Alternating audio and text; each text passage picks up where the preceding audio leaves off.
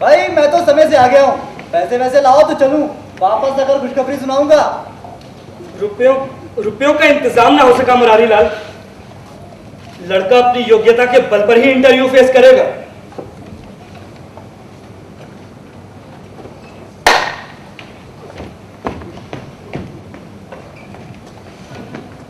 और लड़के ने अपनी योग्यता के बल पर ही इंटरव्यू फेस किया और वो अयोग्य घोषित कर दिया गया।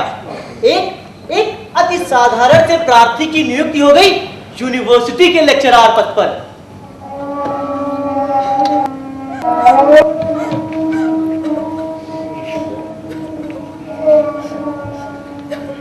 माँ, मैंने बीए में सबसे ज्यादा नंबर पाए थे। किसी कंपटीशन में बैठने की इच्छा थी मेरी, पर बाबूजी ने रोक दिया। बोले अभी नहीं, पढ़ाई पूरी कर लो, एमए हो जाओ पहले, तब आगे की बात सोचना। मैंने सिर झुकाकर वो आज्ञा मान ली। 2 साल बाद जब एमए हो गया, टॉप कर गया, तो मैंने चुपचाप आईएएस का फॉर्म भर दिया और कंपटीशन की तैयारी करने लगा। बाबूजी को पता चला तो वे खुश ना हुए। मुझसे बोले कि गिरधर, तुम अध्यापक के पुत्र हो, प्रशासन तुम्हारा क्षेत्र नहीं है। दिन रात राजनीति, भागदौड़ और कश्मकश के बीच जिंदगी कैसे गुजारोगे? तुम्हें तो विद्या के सहारे जीना है, अपनी संस्कृति और अपनी देश की सेवा के लिए विद्या के क्षेत्र में रहकर ही कुछ करना है। गहन शोध करते, महत्वशील ग्रंथ तैयार करते, योग छात्रों को पढ़ाते हुए जीवन यापन करना है तुम्हें। यही तुम्हारा लक्ष्य होना चाहिए। आईएएस नहीं, डॉक्टरेट करो। पिता को सदा मैंने परमेश्वर माना, उनकी आज्ञा को भगवान का आदेश मानकर मैंने फिर 3 साल लगकर पीएचडी की और अब साल भर से थक के खाता फिर रहा हूँ। माँ, बाहर निकलता हूँ तो सब टोकते हैं, अरे क्या कर रहे हो आजकल, इतना पढ़ लिख कर भी बेकार बैठे हो। सुनते सुनते मेरे कान थक गए हैं, अपनी जिंदगी से तंग आ गया हूँ। तबीयत होती है जहर खाकर सो जाऊंगी। ऐसा नहीं कहते बेटा। क्या मेरे भक्त ने वाकई गलती की है? रिश्वत क्यों नहीं दी उसने? अगर दे देता तो लेक्चरशिप अवश्य ही मिल जाती। कितना प्रसन्न होता वो। पर मैंने समझो अपने हाथों से ही सब मटिया मेट कर दिया, उसे अंधेरे कुएं में ढकेल दिया। मेरे जैसा पापी पिता और कौन होगा प्रभु? बेटा, मैं कहती हूँ तू अपने मामा के पास चला जा। इतने रसूखात हैं उनके दिल्ली में, तुझे कहीं ना कहीं लगवा देंगे। मैं कहती हूँ तू भैया के पास दिल्ली चला जा। गिरधर,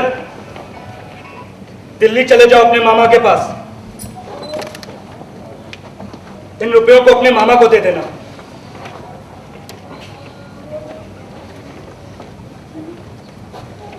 सुनो, दिल्ली पहुंचकर फौरन सूचना देना, मेरा जी लगा रहेगा।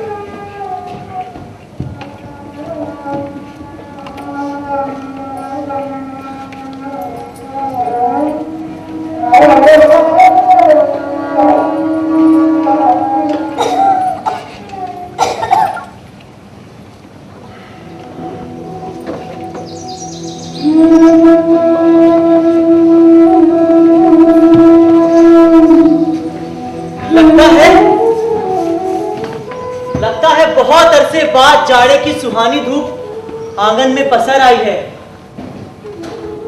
गिरधर को मामा के यहाँ गए 4 महीने बीत गए। नो न्यूज मतलब गुड न्यूज।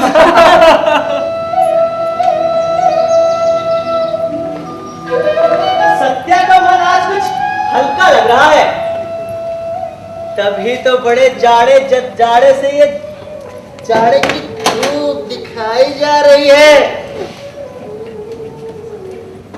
प्रिया वैसे तो पढ़ रही है, मगर इसके मन में कुछ उथल पुथल चल रही है। उथल पुथल तो सत्या के मन में भी चल रही है। भला मुझसे क्या छुपा है? क्या आप सुनिएगा? चलिए सुनिए। जीवन का एक बड़ा भाग इस घर में गुजर गया, पर आराम कभी नसीब नहीं हुआ। मेरे पति संसार की दृष्टि में बड़े सज्जन, बड़े शिष्ट, बड़े उदार और बड़े सौम्य होंगे, लेकिन जिस पर गुजरती है वही जानता है। अरे संसार को उन लोगों की तारीफ करने में बड़ा मजा आता है जो अपना घर भाड़ में झोंक रहे हो, गैरों के पीछे अपना सर्वनाश किए डालते हो।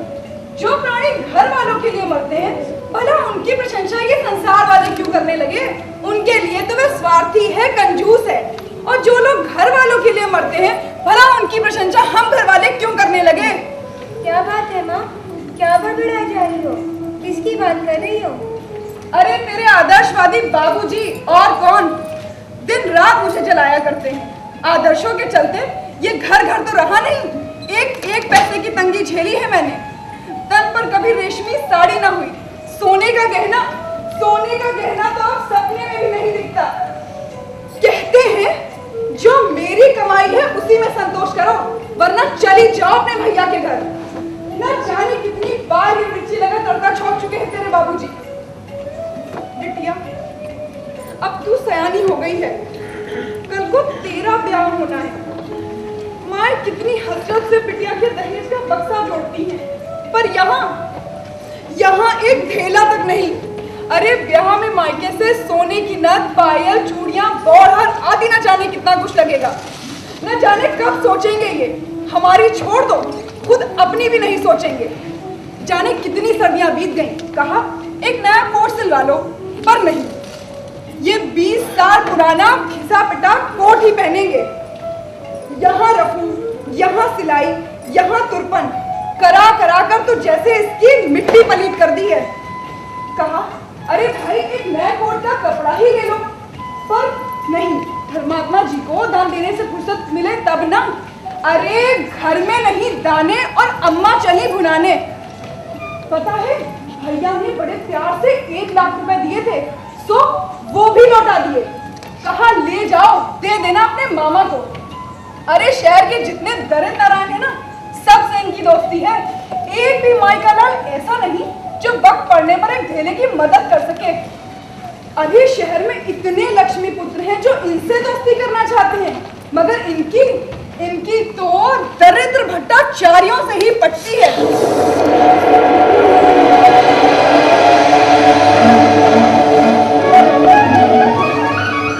राधे श्याम जी है क्या? अरे कौन? राम भाभी। भैया आइए।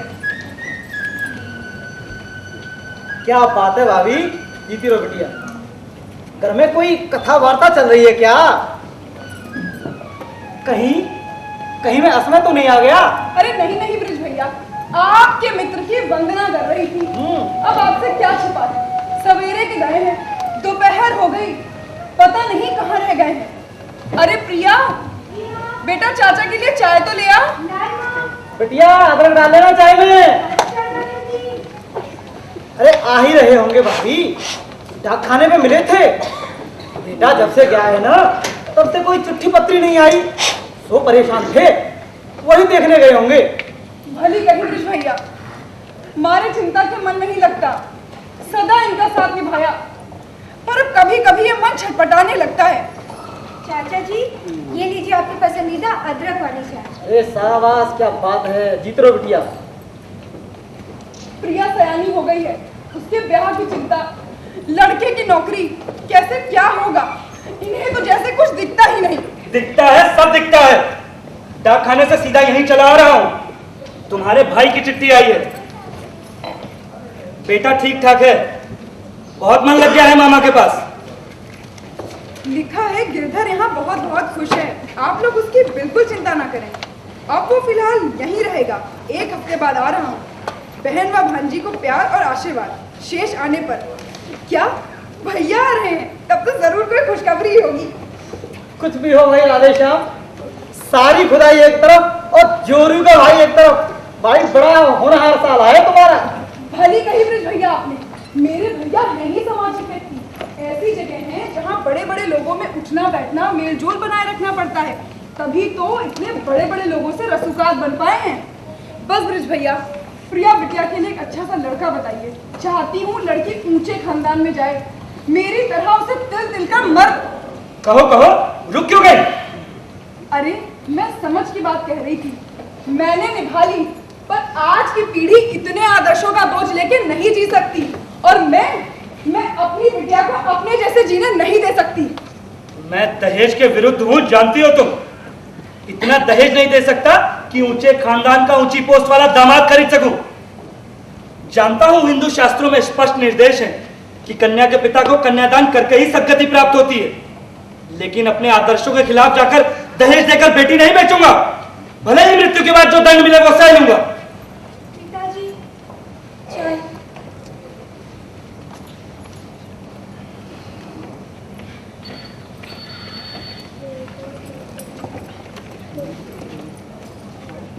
प्रिया मेरी बेटी है, चाहता हूं पढ़ लिख कर विदुषी बने, अपने पैरों पर खड़ी हो, किसी विद्या व्यसनी सात्विक जीवन बिताने वाले विद्वान व्यक्ति की सुगृहिणी बने।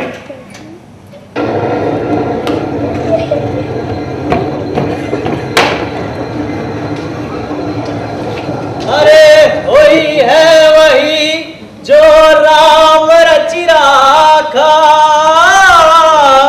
को करी तर्क बढ़ावे साखा। राम सिया राम जय जय राम।